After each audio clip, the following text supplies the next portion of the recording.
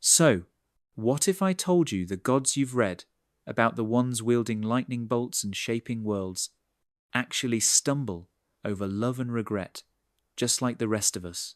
That's the wild premise behind Abigail Owen's The Things Gods Break. I love that idea, because honestly, gods in most stories are just these distant, untouchable figures. Here, they're messy, emotional, and sometimes completely undone by what's in their hearts. It's such a refreshing take, especially if you're tired of the same old prophecies and epic showdowns. Exactly. What grabbed me right away is that the book doesn't put these gods on a pedestal. It breaks them down and, in the process, kind of holds up a mirror to all of us.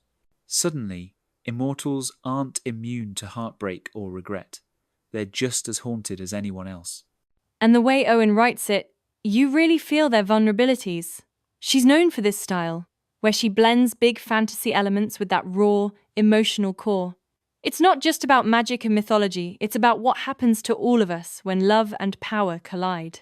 That actually reminds me of the way the book treats love. It's not some fairy tale fix for broken gods. It's a force that can both heal and unravel them. That duality feels so real, even if the setting is mythic. Absolutely, and what's fascinating is how love in this story always comes with a cost. It asks the gods to surrender something, whether it's their peace, their pride, or even pieces of their eternity. That sacrifice hits hard because it isn't just sentimental, it's almost dangerous. I think that's why the theme resonates. Real love, in any world, isn't about fixing someone. It's about exposing every flaw and fear, and then seeing if you can live with that.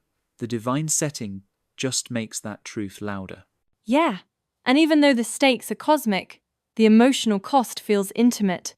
It's like, the bigger the power, the bigger the heartbreak when things fall apart. Makes you wonder, can anything, even something eternal, survive love's fragility?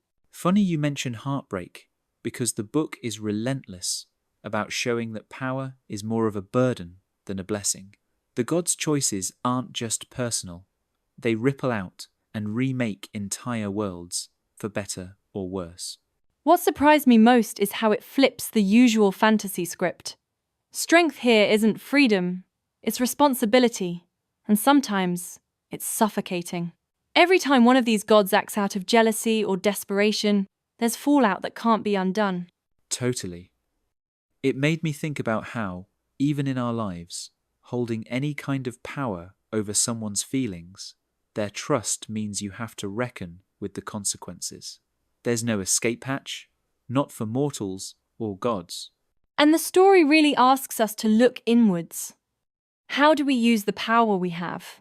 Do we understand what happens if we misuse it? Or do we just hope for the best and deal with the cracks later? After all that talk of heartbreak and power struggles, the fate versus free will theme really stands out to me.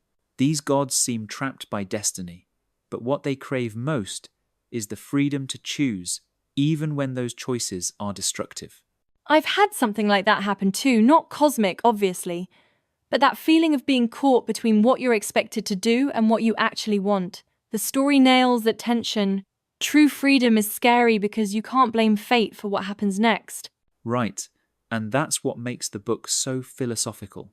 It doesn't just ask, can you change your fate? It asks, do you dare to? It's about the weight of our own decisions, gods or not. And it's kind of comforting too. If even the most powerful beings can't escape doubt and fear, then maybe we're all doing better than we think, just by choosing and moving forward. So with all these hard-hitting themes, what really makes The Things Gods Break stand out for you in a crowded genre? For me, it's the emotional realism inside all the mythic grandeur. I couldn't agree more. A lot of fantasy stories use divine power as an excuse for adventure, but here, it's almost a metaphor for heartbreak and growth. The writing gives you space to actually feel the consequences, not just watch them. And I love that it's not afraid to be slow and introspective. It's not for readers craving constant action, but if you want a book that sticks with you, that makes you rethink love and strength, this one absolutely delivers. Honestly, it reminds me a bit of A Court of Thorns and Roses or From Blood and Ash, but with more emphasis on the emotional aftermath than the spectacle. It's the kind of story you carry around in your head long after you've finished the last page. So, wrapping up, what do you think the biggest takeaway is? For me, it's that even perfection can break, and that's not a weakness. The gods' suffering makes them relatable, even beautiful, in their brokenness. That's what stuck with me too. The book argues that being strong isn't about never falling apart, it's about how you rebuild after. If you've ever loved someone so much it scared you, or made choices you can't undo, this story cuts right to the heart of that. And maybe that's the point. It's not just another fantasy. It's this raw, hopeful reminder that hearts divine or human are meant to feel, to break, and to get up again. There's beauty in that cycle. Exactly. If you're looking for a book that's not afraid to dive into those messy truths about love, power, and the courage to choose the things God's break is going to find you, and it'll stay with you long after you close the cover.